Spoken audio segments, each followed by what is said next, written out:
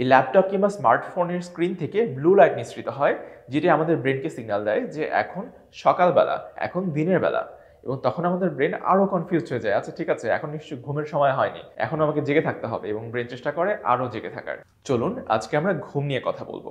আমাদের মধ্যে অনেকেই আছে যারা ঘুমের সমস্যায় ভুগছেন, এবং আপনি একা নন। আপনার মতো বাংলাদেশে এই সময়ে প্রায় 20 লক্ষের মতো মানুষ ঘুমের সমস্যায় ভুগছে, এবং যত দিন যাচ্ছে এই সমস্যা ততই বেড়ে চলেছে। শুধু বাংলাদেশে না, সারা পৃথিবীতেই এই সমস্যা ক্রমেই বেড়ে চলেছে। কিন্তু কেন আমাদের এই ঘুমের সমস্যা দিন দিন বেড়ে চলেছে? এই পেছনে রয়েছে অনেকগুলো কারণ। তার মধ্যে একটি অন্যতম কারণ হচ্ছে আধুনিক প্রযুক্তির অনিয়ন্ত্রিত ব্যবহার।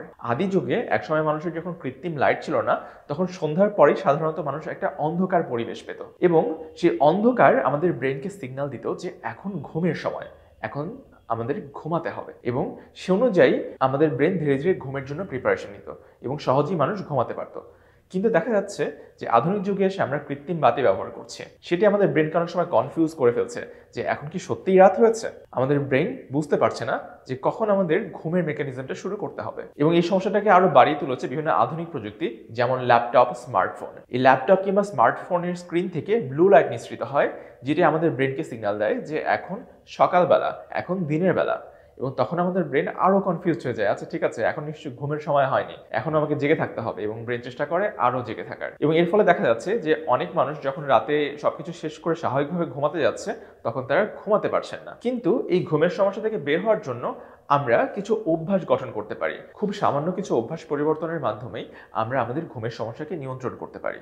সেই অভ্যাসগুলো নিয়ে আমি আজকে কথা বলবো। প্রথম অভ্যাস, আপনাকে প্রতিদিন একই সময় ঘুমাতে যেতে হবে। কাজের চাপের কারণে হোক, পড়াশোনার জন্য হোক, কিংবা কোনো জরুরি প্রয়োজনে হোক, আমরা অনেক সময় আমাদের ঘুমটাকে প্রায়োরিটি দিই না, আমরা ঘুম বাদ দিয়ে অন্য কাজে মনোনিবেশ করি।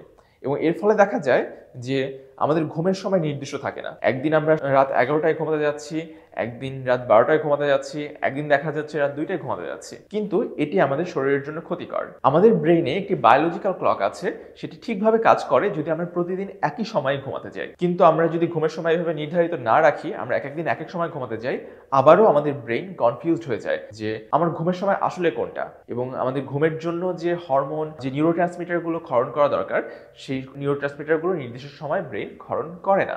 আগেই বলেছি যে ব্লু লাইট আমাদের ঘুম নষ্ট করে। মেলাটোনিন যে হরমোন যদি নিঃসৃত হয়, সেটি আলোতে নষ্ট হয়ে যায়।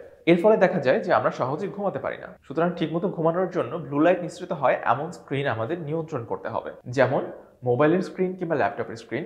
এগুলো থেকে ঘুমের 1 ঘন্টা আগে আমাদের দূরে থাকতে হবে। ঠিক একইভাবে ঘুমের প্রায় আধা ঘন্টা আগে আমাদের রুমটা অন্ধকার করে রাখতে হবে, যাতে আমাদের ব্রেইন সিগন্যাল পায় যে এখন ঘুমের সময়। আমাদের ঘুম বাধাগ্রস্ত হওয়ার আরেকটি বড় কারণ হচ্ছে ক্যাফেইন। আমরা অনেক সময় চা, কফি কিংবা কোমল পানীয়, এই ধরনের ক্যাফেইনযুক্ত খাবার দুপুরের খাবারের পরে গ্রহণ করে থাকি। কিন্তু ক্যাফেইনের হাফ লাইফ প্রায় 5 থেকে 6 ঘন্টা। অর্থাৎ আমি যদি ক্যাফেইন কনজিউম করি, তার অর্ধেক আমার বডি থেকে বের হয়ে যেতে প্রায় 6 ঘন্টা সময় লাগবে। সুতরাং দেখা যায় যে আমরা যদি দুপুরের খাবারের পরে, ধরুন বিকালে কিংবা সন্ধ্যায় চা কফি খাই, রাত 12টার সময় দেখা যাচ্ছে তার অর্ধেক পরিমাণ ক্যাফেইন আমাদের সিস্টেমে থেকে যায়, এবং সেই ক্যাফেইনটা আমাদের ঘুমকে বাধাগ্রস্ত করে, বিশেষ করে তাদের জন্য যারা অতিরিক্ত ক্যাফেইন সেন্সিটিভ। তাই ঘুমের সমস্যা দূর করতে আমাদের অবশ্যই ক্যাফেইন নিয়ন্ত্রণ করতে হবে। যাদের ইনসমনিয়া আছে, যাদের রাতে ঘুমাতে সমস্যা হচ্ছে, তারা দুপুরের খাবারের আগেই ক্যাফেইন গ্রহণ করবেন, এবং দুপুরের খাবারের পরে আপনারা ক্যাফেইনযুক্ত যে কোনো খাবার গ্রহণ করা থেকে বিরত থাকবেন। আরেকটি গুরুত্বপূর্ণ বিষয় হচ্ছে ঘুমের পরিবেশ নিয়ন্ত্রণ করা। আমি যেখানে ঘুমাতে যাচ্ছি সেই পরিবেশটি যেন আরামদায়ক হয়। অনেক সময় দেখা যায় যে শব্দ, আলো কিংবা অন্যান্য বিভিন্ন স্টিমুলাস আমাদের ঘুম নষ্টের কারণ হয়ে দাঁড়ায়। তাই ঘুমের সময় নিশ্চিত করতে হবে আমরা যে রুমে আছি সেই রুমে যেন অতিরিক্ত শব্দ না থাকে, আমরা সহ্য করতে পারি সেই মাত্রায় শব্দ থাকে, কিংবা শব্দ একেবারে না থাকলে সেটা আরো ভালো হয়। ঠিক একইভাবে রুমে যদি আলো জ্বালানো থাকে, তাহলে সেটা আমাদের চোখের পর্দা ভেদ করে আমাদের সিগন্যাল দেয় যে আমি এখন আলোকিত কোনো রুমে আছি। তাই ঘুমের জন্য রুমটা পুরোপুরি অন্ধকার করাটাও জরুরি। আমাদের অনেকেই বিছানায় বসে ফোন স্ক্রল করি, বিছানায় বসে ল্যাপটপে কাজ করি, বিছানায় বসে খাওয়া দাওয়া করি, বিছানায় বসে টিভি দেখি, বিছানায় বসে অনেক অনেক কাজ করি।